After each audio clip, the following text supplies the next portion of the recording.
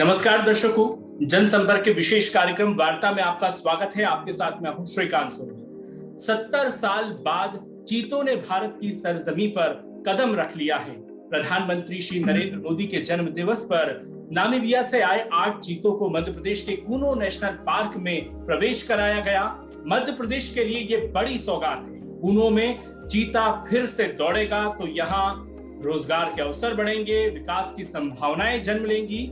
और अब चीतों का प्रवेश हो चुका है तो सफारी कब से शुरू होगी, क्या विशेष सुविधाएं मिलेंगी, इसी पर बातचीत के लिए हमारे साथ मौजूद हैं प्रोजेक्ट चीता के प्रमुख एवं सदस्य सचिव राष्ट्रीय बाघ संरक्षण प्राधिकरण के श्री SP यादव जी। बहुत बहुत स्वागत है सर आपका जनसंपर्क के इस विशेष कार्यक्रम वार्ता में। धन्यवाद सर, सबसे पहले तो मैं आपसे यही पूछूंगा कि ऐतिहासिक क्षण हो चुका है वो जब चीता जो है प्रवेश कर चुके हैं कूनो पार्क में, तो अब आगे क्या हमें देखने को मिलेगा? सर, आप दर्शकों को सबसे पहले वही बताइए। एक तो ये बात सही है कि पूरे वाइल्ड लाइफ कंजर्वेशन के इतिहास में न सिर्फ भारत बल्कि पूरे विश्व के इतिहास में एक अनूठा दिन था जब चीता एक फर्स्ट इंटरकॉन्टिनेंटल ट्रांसलोकेशन के माध्यम से वाइल्ड टू वाइल्ड यहाँ पे रिलीज किए गए। और ये एक गोल्डन मोमेंट मैं इसे कहूँगा कि पूरे विश्व के वाइल्ड लाइफ कंजर्वेशन के इतिहास में था।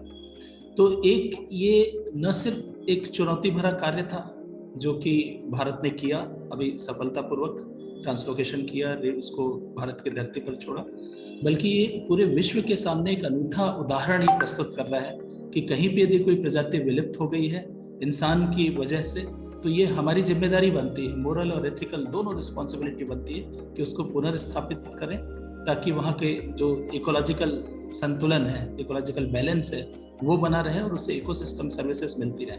जी बिल्कुल। सर, हम आपसे ये भी समझेंगे कि पारिस्थितिकी तंत्र को पूरा करने में चीतों की भूमिका क्यों अलग है सर? क्योंकि देश में तेंदुआ है, शेर है, बाघ भी मौजूद हैं, और आप हमारे दर्शकों को चीतों का स्वभाव भी बताइए, किस तरह का इनका स्वभाव होता है?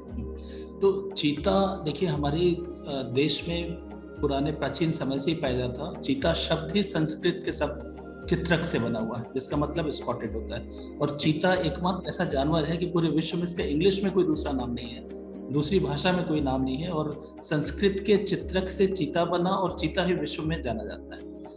1947 में अंतिम बार ये देखा गया था सरगुजा, अब वर्तमान कोरिया, छत्तीसगढ़ जिले के जंगलों में, और उसके बाद से चीता विलुप्त पाया गया। और 1952 में Indian board of wild life की पहली जो मीटिंग थी उसमें इसे विलुप्त घोषित किया गया और ये तय किया गया कि चूंकि स्वतंत्र भारत में ये पहला ऐसा बड़ा लार्ज मैमल है जो विलुप्त हुआ है, तो पूरे प्रयास करने चाहिए कि इसे पुनः स्थापित किया जा सके। चीता के जो हैबिटाट है, यदि हम उसकी बात करें तो चीता ये भी जानना जरूरी है चीता विलुप्त क्यों हुआ। पहले चीता हमारे यहाँ था और विलुप्त होने का मुख्य कारण जो इसका हैबिटाट है उसका ह्रास होना हुआ। ये ग्रासलैंड, मोस्टली ग्रासलैंड वाले हैबिटाट, माउंटेन, स्क्रब फॉरेस्ट, इन सब। तो प्राचीन समय में ये जो इस तरह की जो जमीनें थी वो एक तो हैबिटाट का लॉस हुआ क्योंकि इनको कृषि योग्य बनाने में इन जमीनों का परिवर्तन किया गया, इनकी पोचिंग हुई, इनका शिकार हुआ, इनको पाला गया, और इनकी जो प्रे स्पीसीज है जैसे ब्लैक बक, चिंकारा, इस तरह के जो शाकाहारी जानवर हैं उनका शिकार हुआ। जब उनकी संख्या में कमी आई तो धीरे धीरे हैबिटेट लॉस हुआ, और ये सब मिलाकर फिर वही अंतिम जो चीता देखा गया वो 1947 में देखा गया। नहीं तो अदरवाइज ये मध्य प्रदेश, छत्तीसगढ़, राजस्थान, कुछ गुजरात के पार्ट, कुछ महाराष्ट्र, यहाँ तक ये चीता की जो आबादी थी वो पाई जाती थी। इसका महत्व इसलिए है कि ग्रासलैंड इकोसिस्टम के लिए ये एक एपेक्स, एक अम्ब्रेला स्पीसीज है। टाइगर का जो हैबिटेट है वो डिफरेंट है, लायन का हैबिटेट डिफरेंट है, लेपर्ड तो हर जगह पाए जाते हैं, बट ये ग्रासलैंड हैबिटेट का एपेक्स स्पीसीज है। और यदि चीता जैसे अब कूनो में आ गया तो सारी प्राथमिकता, चीता बीइंग अ कैरिस्मेटिक स्पीसीज, ये एक कैरिस्मेटिक स्पीसीज है, तो इसकी वजह से पूरा अटेंशन, पूरे प्रबंधन का अटेंशन उसके हैबिटेट के मैनेजमेंट पे आ जाएगा। और इससे न सिर्फ हैबिटेट सुधरेगा, वहाँ की बायोडाइवर्सिटी और जो अन्य इसके एसोसिएटेड जीव हैं, जो जैसे इसके जो प्रे स्पीसीज हैं, जैसे चौसिंगा है, ऑलमोस्ट उसकी संख्या बहुत ही कम हो गई है, या कैराकल है वो भी दिखाई देना लगभग बंद हो गया है। तो ऐसी प्रजातियां जो इसके इस इकोसिस्टम में पाई जाती हैं वो भी सरवाइव कर सकेंगे और उनकी भी नेचुरल तरीके से वापसी हो सकेगी। इसलिए चीते का जो महत्वपूर्ण रोल है इस पर्टिकुलर ग्रासलैंड इकोसिस्टम के लिए है और इसके कंजर्वेशन के लिए है। इसलिए चीता को पुनः स्थापित करना, उसे बचाना, इसका कंजर्वेशन ये अत्यंत महत्वपूर्ण हो जाता है। जी जी बिल्कुल, बहुत ही अहम आपने सर बात कही। और सर हम ये भी आपसे जानना चाहेंगे कि चीतों को कितने दिन तक क्वारंटाइन किया जाएगा और क्या विशेष इस दौरान सावधानियां रखी जाएंगी? जी देखिए, चीता आप अवगत ही हैं, दर्शक भी अवगत हैं कि चीता नामीबिया से लाए गए हैं। तो ये एक इंटरनेशनल एक ट्रांसपोर्ट हो रहा है वाइल्ड टू वाइल्ड। जब भी ऐसे वाइल्ड एनिमल्स एक देश से दूसरे देश लाए जाते हैं तो इसके भी अंतर्राष्ट्रीय प्रोटोकॉल हैं, इसके भी नियम बने हुए हैं। तो इन नियमों के अनुसार पहले 30 दिन इनको क्वारंटाइन में रखा जाएगा। क्वारंटाइन लगभग 1500 स्क्वायर मीटर का क्षेत्र होता है, जिसमें रखने का उद्देश्य है कि जब हमने चीता नामीबिया में चयनित किया गया तो चीतों के साथ रोग आना, पैरासाइट्स का आना ये स्वाभाविक हो सकता है। वायरस है, बैक्टीरिया ये आ जाएंगे। तो एक तो पहले उनका नामीबिया में ही हेल्थ स्क्रीनिंग की गई, उनकी जांच की गई और उनको प्रॉपर वैक्सीनेशन दिया गया।